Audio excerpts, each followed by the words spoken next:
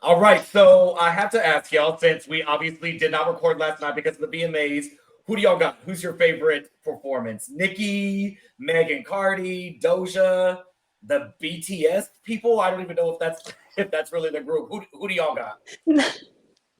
Not the people. Anika. The Onika people. all day. Onika. Wow. So you don't have She looked taste. really good. No. She came through. She looked good. She sounded good. It was Um. it was entertaining, that's for sure. Oh And yeah. she But took shots. You, and you. she, I Shots were mean, all taken. she just rhymed things with me and bees, so like, wasn't that difficult? She But got it anyway, though. But she we're got it not even going though. to talk about that. Let's go ahead and lean in, y'all.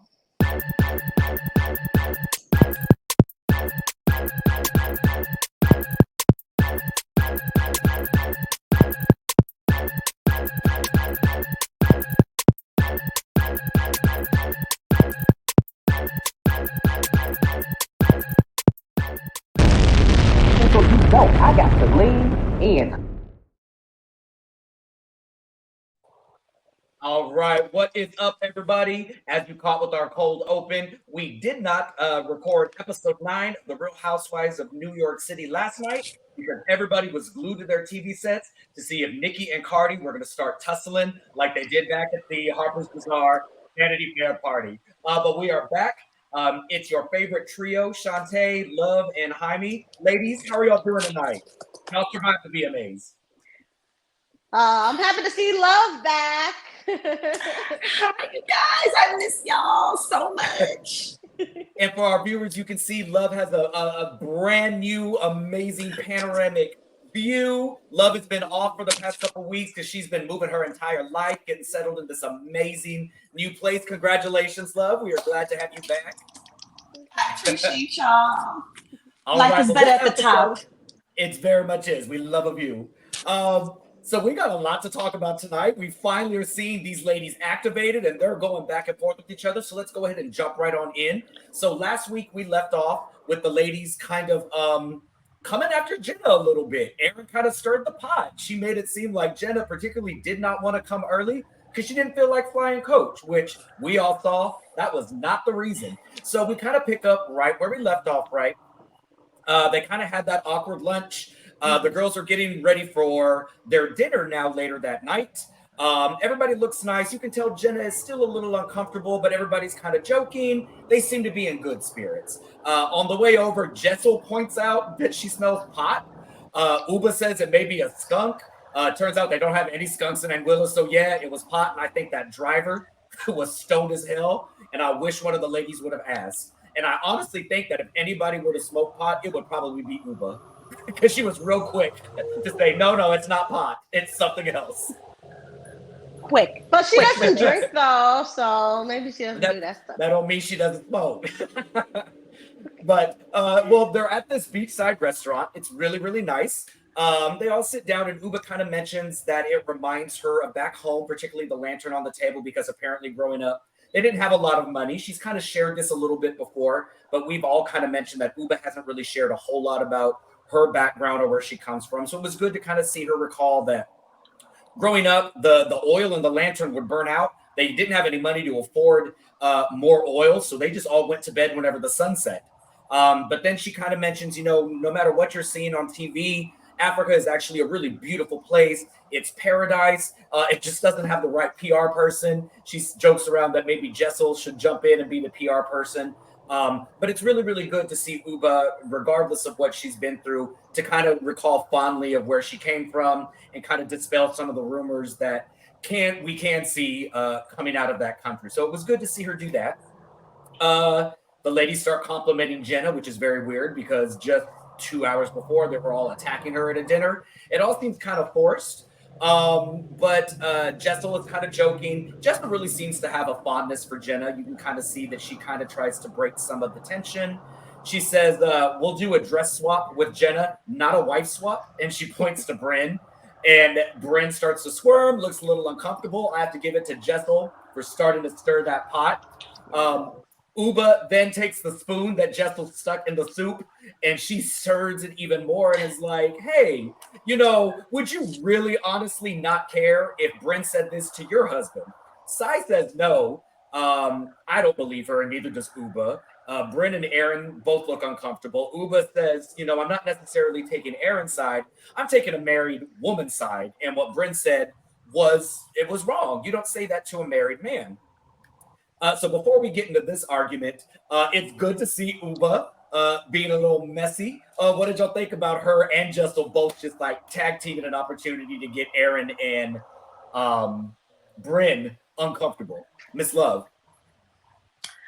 I thought it was executed pretty well for some rookies. It didn't seem forced. I was very proud of the girls. It was cohesive. The transition was smooth, one would say. So technical. Yeah, I think it was wonderful. Uba is a breath of fresh air every time she's on the screen. I feel like she's moving higher and higher at my list every episode, dare I say. I want more of her. I don't know why I still feel like she's giving me friend of energy. I don't know what it is. It's so odd. I can't put my finger on it, but we just need more of her. So the scene was cute. It was very well done. And if they're going to be sliding in shade like this with these types of Beyonce transitions all season, then I'll be here for it. I will be here for it. What about you, Miss Dante? Uva is really starting to shine. I agree that because of COVID, and even her not being able to, jump into a lot of these feuds and fights, she is starting to really come into her own. And I think her comments about after were very important because I even saw there were some bloggers and YouTubers who said that she sounded ignorant for having those comments about, after being a paradise and having the wrong PR. And I was like, wait, she's from the continent. Like, what are you talking about? And the PR has been really bad from since colonial times when you had things like the white man's burden where they're pretending, that, oh, all these people need our help and they're literally taking all the resources out of there. And I get that some people might be thinking of, the time where there was the famine in Ethiopia and there was like a crisis and people were trying to respond with, those like We Are the World type of songs, but at the end of the day, there's poverty everywhere. Like literally you can go to New York and see the refugees and everything everywhere. Like they need to, calm down with that old, I think, colonial era mindset that, there's nothing there when really everything is there. That's why people have been like literally taking the resources out for so many hundreds and thousands of years, but at the end of the day, Uba did well for standing up for married women. And I like that she made the distinction that she wasn't standing up for Erin per se. She said, I'm not on Erin's side. Yeah. But Erin, that's kind of the way you gather people, though. Yeah, and I was like, oh, Uba's such a great friend to me, blah, blah, blah. And I just think it's very funny. I wonder when they did that confessional where it was like, nah, I'm not necessarily taking that girl's side. So yeah, it's always after. The confessionals are always like right before the reunion, right, Jamie? Yeah. I believe. Somewhere around there, I think. Yeah. I agree with y'all. It's she took an opportunity, but it was, and I think we've also said it, like, since Brynn said that, Erin is draining. Erin is dragging it. Like, girl, you made your point. Can we please move on? But also, you do have a right to be upset. It was a little grimy, but we should not be talking about this 3 episodes on. Like, girl, I want to be on your side, but I'm on the side of, like, the general idea of you being right. I am not on your side because you drained the life out of me. Yeah. So just like the rest of us, Brynn looks annoyed that we are having this conversation yet again. But she takes the ability and the opportunity to apologize, but she does not apologize for flirting with Erin's husband. She apologizes for saying that Erin's party was boring.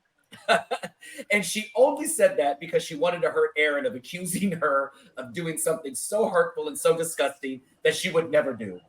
And Erin has the same look on her face that I looked. I was like, she didn't accuse you. Like, you legitimately were playing flirty with this lady's husband. You legitimately talked about divorce. You legitimately talked about husband swapping. She's not accusing you of anything. So they're going back and forth. Erin is a white woman in distress. I'm so confused how we're having this conversation. But Brynn finally concedes that she was sorry because it was wrong timing to make those jokes. Jessel's kind of defending Brynn. She is probably a little honest and said, you joke about a lot. We didn't even think that you would be upset. But Uba, again, calls bullshit and says no, because you would be upset if someone said that to your husband. I love that Uba is sticking with it. Like, y'all just need to admit that this was kind of a grimy thing to do. Let's just move on. Erin and Brynn are going back and forth. With Brynn saying, this is crazy that I'm not getting an apology for being accused of doing something awful. To which Erin is like, wait, I'm supposed to apologize to you. So do you guys think that Erin should have issued an apology? I can see by the looks on your faces. Y'all are love. Do you think Erin should have apologized? Oh, Brynn's my baby too. Look, No, I know this thing hurt you so deep. if there's one thing I can't stand, it's a hoe that don't take accountability. I hate that. It could have been deaded, easily squashed. Like, girl, I'm playful, but wrong time, wrong place. I'm so sorry. The last thing I want to do is hurt you, especially on that day. That's so important to you. I'm so sorry. Let me buy you a margarita. That's it. So she still could have kept to herself, been unapologetic to herself, like, girl, my bad, wrong time, wrong place. I'll be kind of playful with your man. That she could have did that. But instead of be like, you're not going to apologize to me. I would have threw a drink in her face. That is so wild. That is the wildest thing. That's like, I would just be like, did you just call me a bitch? That's how disrespectful that is to me. Like, you expect me to apologize to you? That's disrespectful. So, she just took such an L. I'm so not on Brynn's side with this. It's just such a bad look. Just zero accountability. You're wrong. Yeah. And Uba is so just perfect timing of being like, all right, you guys, enough's enough. Like, let that happen to your husband next episode. Matter of fact, I'll do it. What about you, Shantae? I actually feel two ways about it. So, on the one hand, Brynn totally should have taken accountability for the flirting, because everybody knows she flirts all the time. She's like, I would never flirt with a married man. It's like, see, you I don't were like just that. flirting with the married chef last episode at Thanksgiving. Like, what are you talking about? You've done it. She needs to, take a little bit more accountability, but at the same time, I saw it as kind of like a reverse Uno card, because Erin always asks for apologies. So she was like, how about I ask you for an apology? And that's what ended the conversation with Erin, because you saw Erin got an apology at first, which she loves. I swear, she's like Thanos collecting apologies. She has to. Yes, like literally, apologies, and now I see tears she's collecting too, because Brynn apologized to her at first, but then she was like, oh, you think that's okay to make jokes like that after Brynn apologized the first time? So she's like a dog with a bone. I think you described it like she's a dog with a bone. Even if you're like, okay, my bad, it's still like, yeah, but no, I need you to understand that you hurt me. Like, okay. Yeah, but do you really understand that you hurt my bad? Yeah, okay. I don't know what you want. Send me the script. Please send me the script so I can read what you want me to say to you, because I'm so tired. Right, that's exactly. Like Sutton said, in order for Lisa Rinna for me to apologize, I have to do this. Well, there's always that one housewife that takes the apology train just to the core. There's always that one. And she's definitely this in the season. Like, they just demand an apology, like, no matter what. I will say, though, to Brynn's credit, it is aggravating as all hell, but she's a fantastic housewife, because the way that she gaslights and just, you can tell she gagged Erin with that. Like Shantae said, that ended the conversation. Because where do you, like, what can I say to you at this point? Like, I don't, you really just asked me to apologize to you. I think that's brilliant. It was brilliant TV. Erin did not know what to say. And at that point, Sai was fed up just like the rest of us. She was like, can we, like, oh my God, like, let's just be done with it. I'm hungry. Again, she snuck that in. She was like, I want to eat. I'm hungry. I'm done with, I'm so done with Sai. I was a little surprised that Brynn told her, like, hey, back off. We don't need a referee. I was like, oh, Oh, but that's Because because Sai's annoying with that hunger thing. Like even she's Brynn was very like, annoying. "Stop! We were trying to, solve our issues here. You Exactly. need to, calm down with They that." they finally wrap it up. And for now, because we know it's going to get brought up again, it's going to get brought up at the reunion. So they finally wrap it up. Brynn apologizes. I'm sorry. It was the wrong place, wrong time. I don't mean to hurt you. And I'm like, this should have been done, but also thank you for not doing it because this was just 3 episodes of foolery. Thank you. Then the combo turns to Jenna saying, why don't you work your shit out with Sai and Brynn? And Jenna's like, my God, man. Like, okay, cool. She's asking the ladies if any of them really, really believe that the reason she did not come early is because she didn't want to fly coach. To which, leave it to Sai. She's like, yeah, I believe it. Jenna genuinely looks hurt. Like that wasn't the reason. Like, why would you believe that? That's crazy. I really, in all of this, when the attention is to Brynn and Sai for being upset, how Erin is getting off scot free because Erin did bring it to the ladies as if that's what Jenna said. And none of the ladies have brought it like, yo, Erin made it seem like this was the reason. So Jenna's going after Sai and Brynn, and Erin's sitting over there like, well, we were worried about you. We wanted you to be with us. We missed you. And I'm like, you started this whole shit. It was your reason. Jenna does say, I didn't even think that you guys would care. And then Brynn chimes in again with these gifts, says that Jenna forces gifts down their throat instead of connecting with her. And I'm like, my God, I want somebody just to lay one hand on Brynn. Because like, who are you to take someone's gift, but then say like, you do this to kind of placate me so you don't get to know me. She's mad because Jenna's telling tidbits of her life to strangers, says that she shared so much, but Jenna doesn't share anything for her. And Sai actually in her confessional says the smartest thing she said all season, that it feels like Jenna doesn't feel comfortable sharing with the group. And I'm like, what's not clicking? Like, of course she doesn't. Why would she's shared more than anybody, and this is what she's getting. Jenna's still explaining to herself, I connected with the model because the model was nervous and I wanted her to calm down a little bit. So I took the focus off her. And Brynn, yet again, wants the combo to be about her and says, well, when I was crying and shaking, you didn't tell me your name was Judith. And I'm like, my God. And I think Jenna was all of us, and like this comparison doesn't add up. It doesn't make any sense. So what were y'all thoughts, Shantae? What were your thoughts during this Jenna attack 2.0? It's a couple of things. Because remember I made a comment about Erin collecting like tears as well as apologies. They wanted Jenna to break down. And if you look at how these girls have been like sharing, a lot of what they're doing is like trauma dumping, And I think what they want, and again, this is not to say that, they haven't been through anything, but because maybe Jenna's stories that she's told in the past didn't seem as traumatic as like, Brynn's story or Sai's story per se. They want Jenna to basically give them something more heavy than what she's given them before, because like you said, she has shared. She told them about when she was outed by page 6. And she told them about her mother before as well. And then Erin, was told about the surgery. Then she told all of them about, her skin and all these things, but it's not enough for them. And the same thing happened to Jessel, which we'll talk about later, where they literally are picking and choosing what they want each other to share in a weird way. It's almost like they're having like the suffering Olympics, I guess. And they're like, okay, tell me your most like traumatic story of suffering, and that's how we'll feel like we've bonded. And it's a little weird at this point.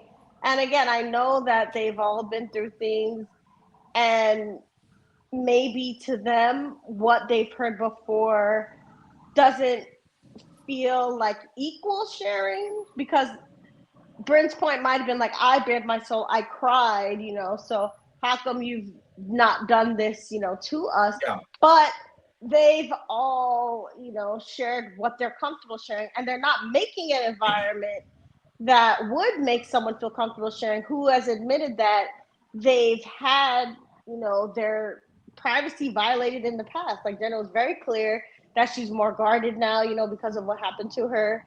And every time she does open up or does something, they're showing that they're not very good about it. Like even Sai running and telling the Judith story instead of letting Jenna tell them on her own. Yeah. It's like they're not making a good environment to share. And they're also like kind of rejecting non-traumatic stories in a weird way, right? I completely agree. Love, what about you? Okay, I agree with Shantae. There's like different sectors to this Jenna thing. I broke it down into 3 different parts. Start from the beginning. You better break it down. Jenna. Start this dissertation. Jenna, you lying. Just be real. You don't want to fly and coach. Okay, that's the first thing. We're okay with that. You're probably the richest wife on the cast. I'll double check. It's expected. So just tell the truth about that. I think she's lying. Number 2, it's a very broke housewife type of conversation to try and shame another housewife. Beverly Hills Lisa Vanderpump would never be shamed for not wanting to fly coach to Taylor's birthday party. She has her own PJ. So I was actually appalled that A, it was brought up on camera. B, that it's continuing. I'm just like, come on, y'all. This is New York. This is very brokey talk. Get it together. Get it together. And the third thing with Jenna, I need you to be a little bit stronger than this. This is Housewives. They're going to try and do the gang up thing. They're passive aggressively ganging up. And at the end of the day, you have to feel comfortable to share and get to know somebody. You don't just expect someone to come in and be like, hey, Jamie, tell me something that happened in your childhood that you still cry about to this day. Yeah, that's what they want. that literally what these conversations come across. That's how they want it. Like over a glass of like champagne and some caviar. It's like, wait a minute. So I need Jenna to realize Jenna's not wrong.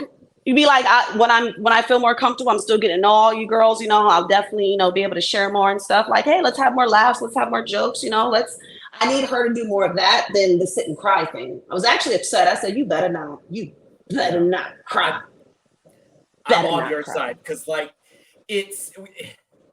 so here's my thing. So we talk about across other franchises, the self-producing and the producing, and it comes across very apparent. Where I think New York is getting it right is Sai, love her or hate her, Miss Lady is producing. Miss Lady understands as an influencer, baby, I know what the people want to see, and I'm trying to get this out of you. And she may be coming off as the villain a little bit. I don't think she cares too much because she's trying to pull some information out. Erin is too, God bless her. But if we're being honest, Erin has shared the least out of everybody on that panel. I don't know anything about Erin other than her grandparents, I think, came over from Israel, correct? And that's it. And she married her husband when she was like 22. Like that's and then we met the dad. That's it. That's it. So Erin keeps kind of skating by on accountability, on sharing her story, but she's really one of the ones producing of let's try to get, and I can respect that. They have a lot to live up to.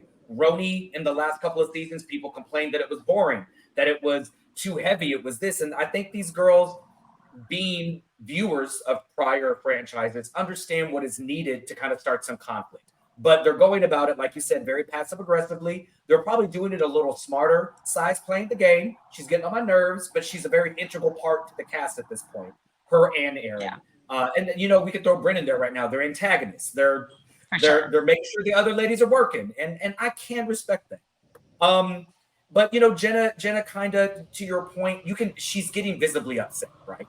Because Jenna Lyons is self-admittedly not an open person. She says, yo, I've been guarded. I've been through shit. I've been hurt. There's a flashback where Erin says, like, we can tell that you're guarded and we just want you to open up a little bit. But then we see Jenna talking to Erin in her bed and literally like taking out her teeth, showing her what her genetic disorder has done to her, why she's getting surgery, showing her skin. And it's like she's opening up to you about this very personal thing, and you choose to take information to the group and make it sound like she doesn't want to fly Spirit Airlines with the rest of them. Like, you completely missed the point of the conversation that you had with her. Mhm. But again, that's a messy housewife, and we love that. We love a messy housewife. We love to So, see it.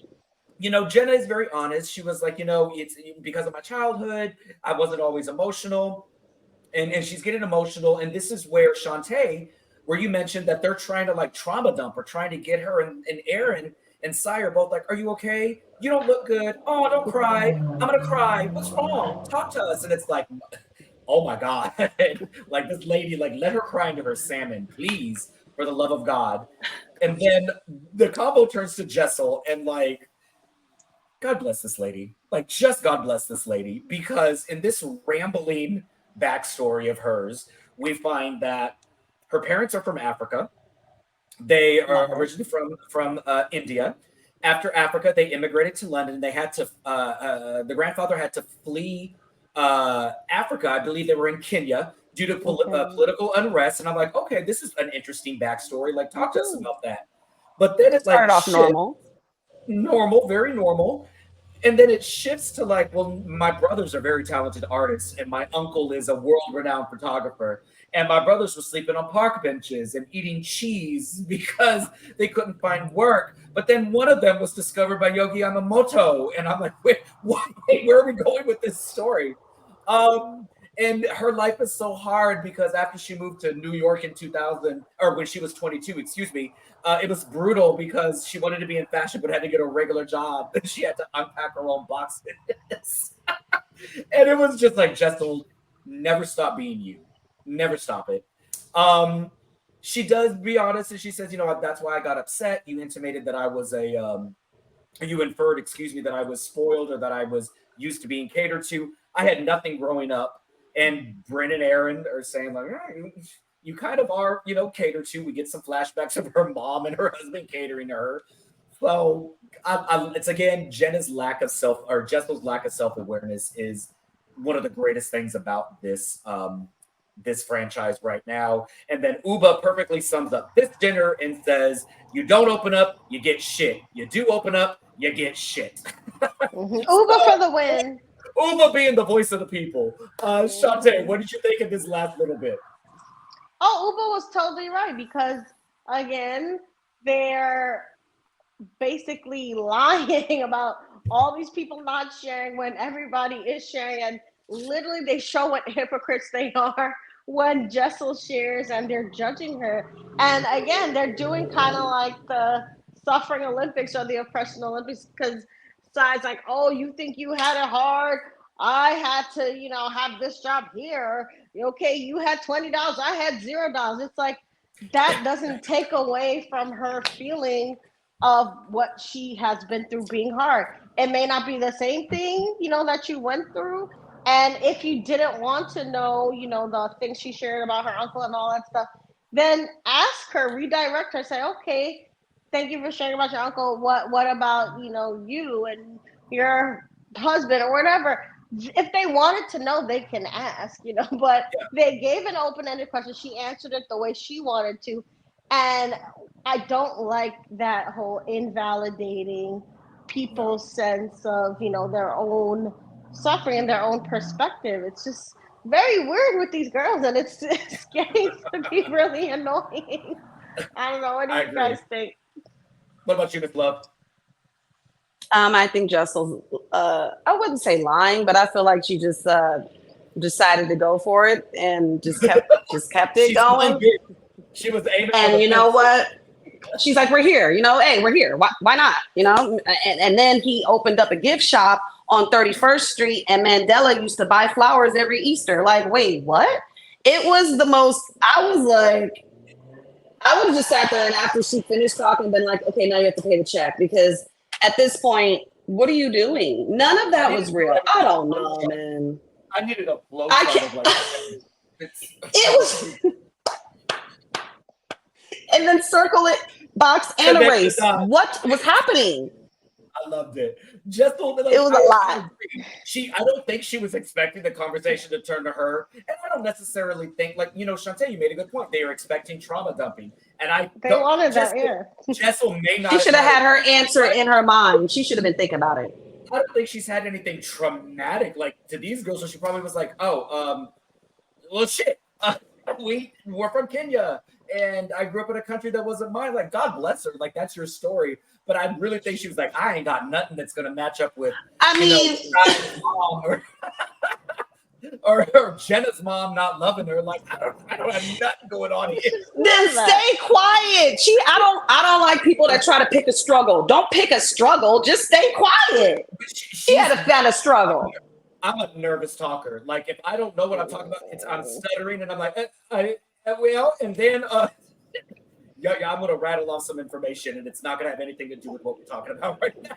But it's on brand with her personality, with the name very much dropping. is. You know, when she Again, said that, like it's the lack of self-awareness.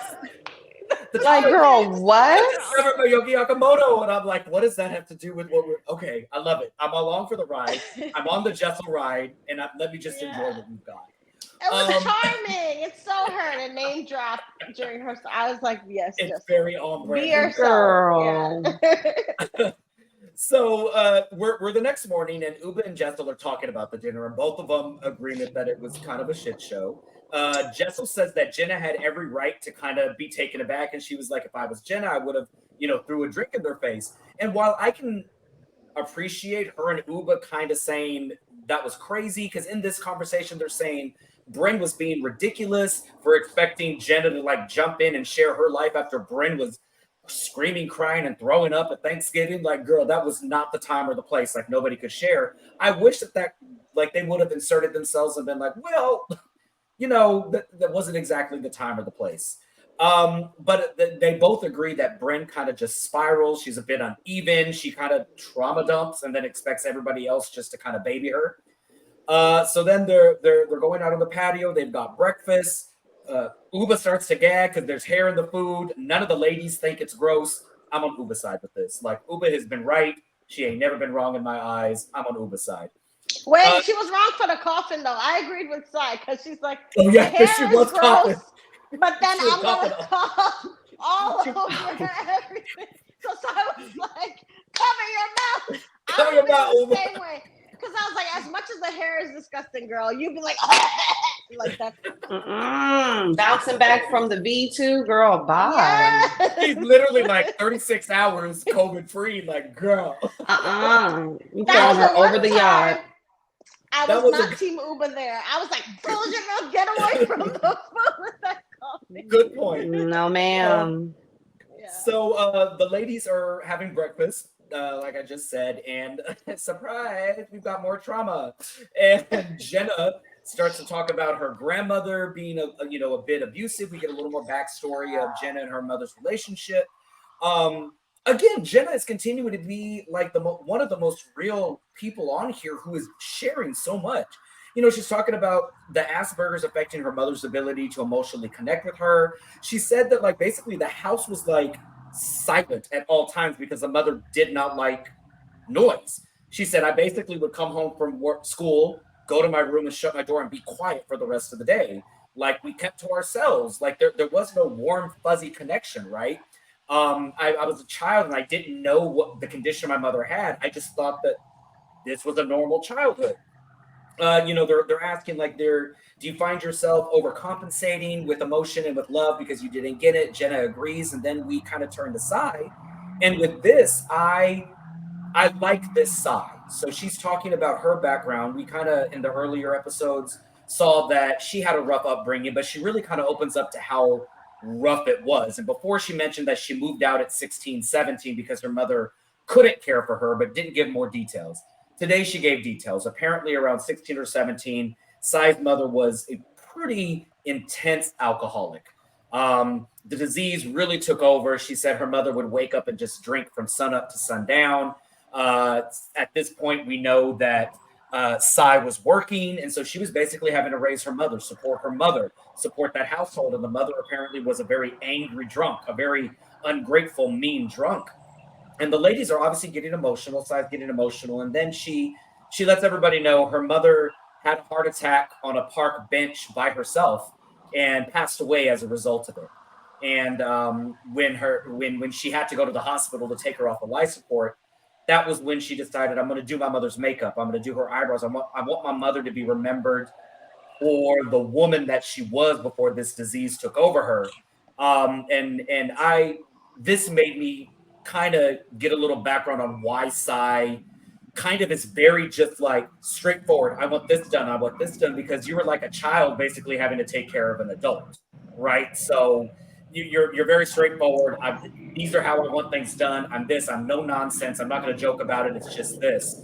Um, she intimated that her mother's ashes are in a shopping bag in her closet because she hasn't decided what she wants to do just yet. And Jessel closes out the scene in true Jessel fashion by saying the fact that her ashes are there and she knows that it's there is heartbreaking. But I at least hope it's in an Hermes bag and not like Target or Walmart. He's like, or a Chanel bag. Or Jessel, please. Jessel. Love. So many emotions in this 5-minute clip. Jessel. Jessel. Jessel. Baby. What if her mama loved Target? You know, like what if, like you don't know? That could have been her mama's bag. Like could have been her favorite spot on Saturdays. I was like, judgy. Oh gosh. I mean, goodness. I mean, knowing more about each castmate makes you understand how they are a little bit better. So, I mean, Sai, you can kind of understand, like you're saying, Jamie, the way she is a little bit more. Especially losing a parent at a young age, I can relate to that. You kind of grow up fast, kind of toughens you up, kind of certain situations you feel like it's not as extreme because you feel like you've been through the worst shit in the world anyway. So it is a certain mindset when you lose a parent while you're still growing up. So I can kind of see that more about Sai. And Jessel's just Jessel, please. Jessel's needed. Jessel's needed. Jessel and Uba probably have the best ending scenes, comic relief moments that I've seen thus far. Yeah. Sai tries it. It doesn't land. It doesn't land as much as Jessel and like it lands different with them. Because they're not trying to be funny. But I didn't even connect that. Sai mentioned earlier her dad really wasn't in the picture while she was growing up, and they connected later on in life. So Sai losing her mother at such a young age is just like, okay, well, I'm already independent. I'm already have moved out because my mother can't take care of me. But now I genuinely don't have anybody to take care of me. It's me. Mm-hmm. So I didn't even connect that. What about you, Miss Shantae? Yeah, I thought Sai's story was really powerful because, addiction is a huge problem in our country. And even personally, like, I've been sober for 5 years now, so just Congrats. knowing that, thank you, it That's could lead to death, it could lead to so many people being hurt and affected by it. So it could be a very powerful story to encourage other people, to get help. So again, in a culture that glorifies, like drinking and partying and all that stuff, we have to remember that, not everybody can just have one drink. Addiction is very real. And Sai made it very much more apparent why we need to, encourage people to get help when they're struggling, because like her mother, if she got help, maybe she wouldn't have, passed away so early. But yeah, it's an important story. So again, this show, it's doing the work in a lot of ways. And I don't know, I felt for Sai there. I did. I am trying to think back on like prior Roni series or prior Roni episodes, and none of these ladies really have shared a lot of how they grew up. Like the original OGs, they never really shared how they grew up until later in the seasons. There wasn't a lot of trauma bonding, and I think that sometimes I'm kind of like, ooh, I really wish that the show wasn't exploiting this for ratings. But then also I think that this is doing a really good job of balancing it out, because Sai 1 minute I'm like, my God, you're annoying, you're a shit stirrer, you're here, you're this. And then it turned around and you can humanize in a way that's not like forced.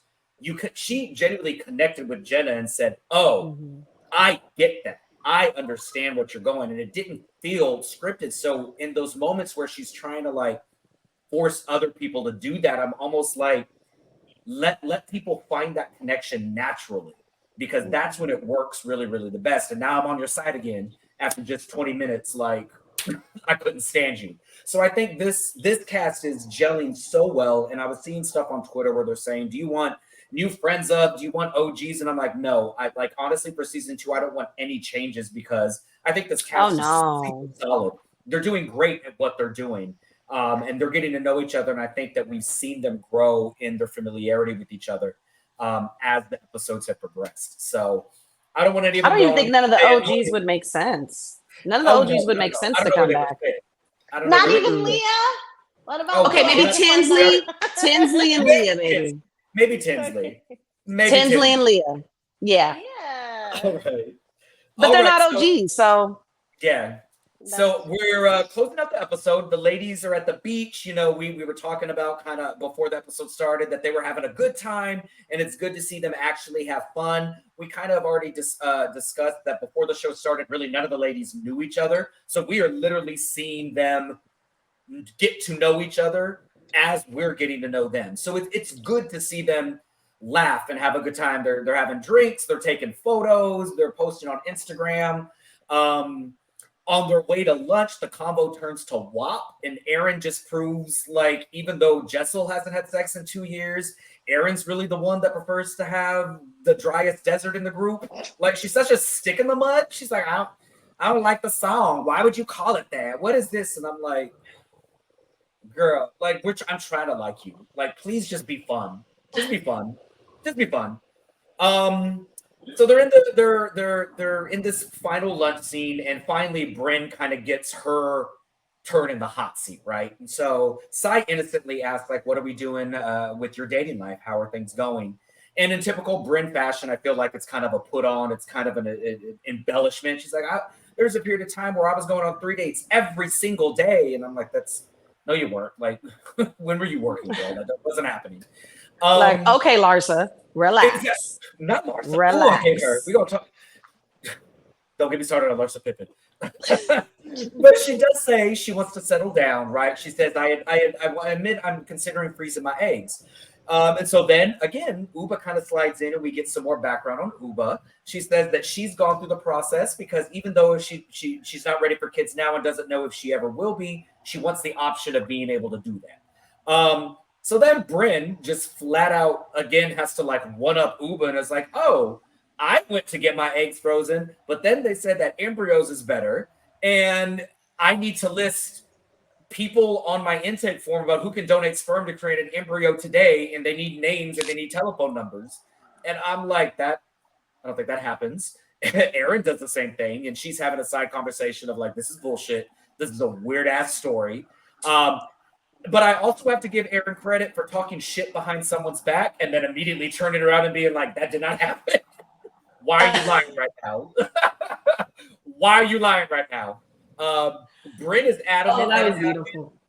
She's mad Erin calls her a liar.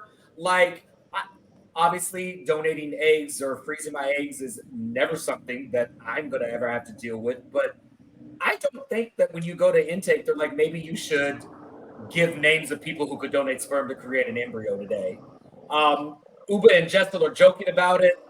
Uba saying it's like at Bergdorf Goodman when they try to throw a scarf into your purse purchase. Jessel saying it's like ordering a burger and do you want some avocado and some cheese and would you like to add some stuff? Erin is still like, she's lying. This is a weird thing to lie about. She kind of asks Jenna. Jenna looks uncomfortable, but it's like, Brynn typically likes to, and Erin finishes her sentence and says, embellish. She likes to lie. And so they get back to the house. We end the scene with Brynn now emotional. She's crying. She's so tired. I don't want to go to dinner. I'm going to sit this one out. And she goes to Erin's room and says, I don't want you to think that I'm mad at you, but I'm so tired. I'm like, but you are mad at her. She's crying. And I found it weird because she has no tears for whenever she's bullying Jenna for the last 6 episodes. And it's weird because they're joking, but Erin is like, "You're still lying, bitch." But like, okay, cool, we're friends. And then the episode ends. So like, ladies, this is so much. Like, this is so much. Shantae, did I ask you for who everybody you slept with, and to give a name and a number when you go to a clinic? I don't know. I've never done IVF, so I don't know the procedures or the That's just protocols. weird. Like you would go to a But clinic, and what about HIPAA? Like I don't have to tell you the name of someone I slept with. Like even like as a gay man, when I go get tested for STDs, they do not ask me who my sexual partners are. Like And I the would name and the imagine, number. And the number was wild. Brynn, The number please, was Brynn, wild. I said, please, oh Brynn. my God, enough is enough. The I don't know. contact too. Right? Share the contact. Shantae, what did you? What? Okay. Was Aaron thumbs Listen, up? Was Aaron lying, or was Brent lying, or was she telling the truth about her experience? listen. Her experience is her experience, and the way she told the That's story such a housewife answer. I, is her experience. probably.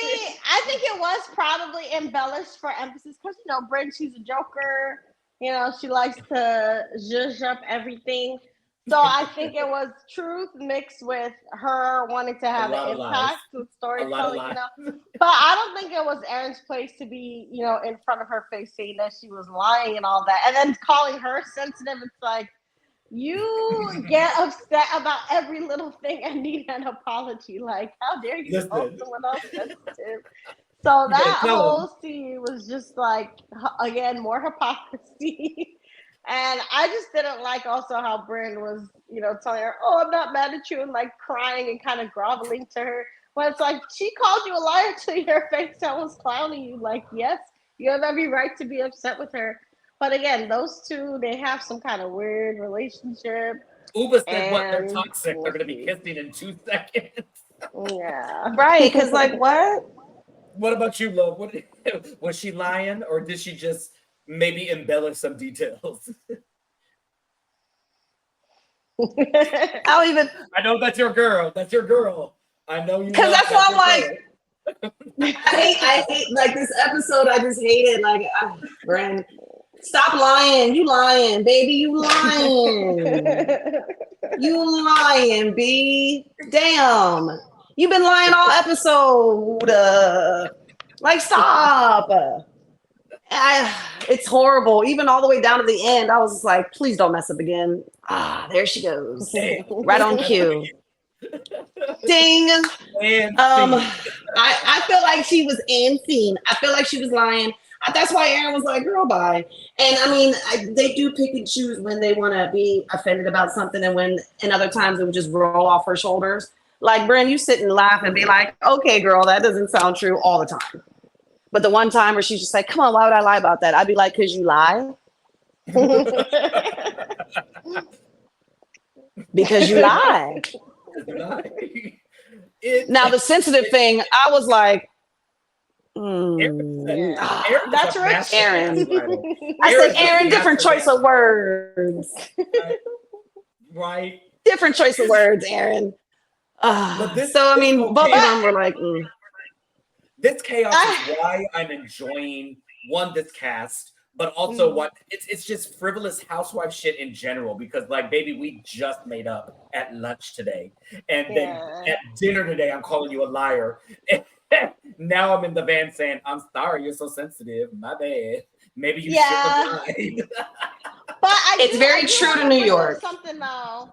With Brynn though, because you brought up the 3 dates a day thing, I think I feel a little bad for Brynn because she has, put out this image of herself as this, like flirty, going on 3 dates a day and having these men that she's dating and dumping for other men at the same time, So online people, I guess, were calling her a sugar baby or something like that. And she had to go and defend herself, and basically she had blocked some people I saw that. came out with her whole LinkedIn, to try to say like, listen, I don't know why I'm being edited this way. Even in the bios, they're not putting out my accomplishments. But Brynn wants the world to know, that she is an accomplished woman. She's been doing different kind of PR campaigns for like major brands like Dove and I think even Shell. So Because it's she's a kind of consultant, strange. right? She said Yeah, she she consulting. consults now, right? So it's not like she's going on 3 dates a day because she's a sugar baby and she's not working. She's able to, I guess, have more freedom now because she has succeeded so much, I guess, in the consulting one that now she can like pick and choose her clients and things like that. And apparently she Girl, does work a lot. Brynn, But But also, no. it's like that's Bye, bye, it bye, happens it's with bye, a conundrum. but It's a I bye, get what conundrum you're Brynn. saying. here. I get what you're But saying, Shantae, because I she know. said she was Mm-mm. like, I don't know. But here's the thing that I don't like about when housewives do this. When they say, I Yeah. don't like I'm being edited this way. You are not being That's edited. exactly what I was gonna say. These are your things. You're not talking when we're talking about conversations on what we do for a living. Like you, if you're a consultant, you should then understand that Jenna Lyons, who is a brand ambassador for minority brands, for women brands, you should understand that a huge part of being a brand ambassador is making sure that you get the name of the people you're supporting out. As a consultant, when you go to a small business, wouldn't you say you need to partner up with the Instagram influencer? With this, you would think that you would know the in and outs of the business. So have a conversation about what it is you do. Let us see that business acumen. But instead, what we're seeing is every confessional, you giggling, saying like, "Oh, I dumped my boyfriend to get engaged, and then I dumped my fiance, and I love married men, and I love like." You can't be edited when you give editors something to edit. Like you're giving this to them. I don't Yeah. know what to tell you, baby. And That's I like was Sonia being mad that she was edited as a. That's like Sonia being like, I can't believe you guys try to say I'm an alcoholic. Where would you get that from? Dorinda. That's like Dorinda saying, like, who said I do coke in the bathroom? I'm like, Dorinda, we saw Right. on camera. You coked out Who your mouth. said that? Wait, remember Dorinda's toast when she thought she was speaking English? And nothing was coming out. She was like, and that's great. Was that the Halloween party? It was a Halloween party, right? God, in the I think so. She was Dorinda gone. has been belligerent drunk so many times, but it is. It's one of those things where it's like, if this is what you're putting forward, baby, I'm gonna put this on camera. So obviously, this little facade that you're concocting is more interesting than whenever you talked about your work as a consultant. Because everybody else is being edited as a working woman. We've talked about everybody else's businesses except yours. So obviously, you didn't give much attention to it, or there wasn't much there to edit. Either way, I like Brynn. I love this like fun, easy breezy, Sex in the City kind of energy about her. But the crying about like I don't understand why, like girl, I don't like that. are you Samantha Jones or like who are you? Exactly. But Exactly. that is the last biggest feud of the episode, Brynn versus herself. And she even put herself in timeout and didn't go out with the girls because she's very, very confused from it. Yeah. Seriously, from like, I don't flirt with married men to like, oh, I flirt with everybody and making the age jokes to the kind of, feuding with Jenna over not sharing what Jenna shares all the time. And you literally told Jenna to her face, like, oh no, yes, you're talking about your skin thing, but you're beautiful, whatever, dismissing when the girl's trying to share with you literally the night before. And the whole thing with like going back and forth with Erin between being abused and standing up for herself, it's like she's got to figure out who she wants to be on the show as well as in life, because she's in her 30s though. But you in your still, 30s. she wants the fun, flirty edit, but then she also wants the serious business lady edit, and it's gonna be. Well, there's no edit. There's no business. Yeah. That's actually she's actually one of the house. I think she might be the only castmate where we don't see what she does. She hasn't shown us what she does. I don't see. There's no stream of income that I can say right now that she does in this very moment. I can name everybody else's stream of income, even Jessel. Even we found out what the hell she does. She's like, you know what? I'm having a business meeting at my house because these hoes think I ain't working. And so she gave an episode filming at her house with some clients, some big names. Even Brynn was impressed. Yeah. We've seen everybody else's stream of income. What the hell does Brynn do? I love her to death, but baby, you can't complain about stuff showing up on camera when you bring it on camera. That's where we are. All right. Period. So with that, it's. I think we only have a couple episodes. This was episode 9. I think we're getting like a 15 episode season.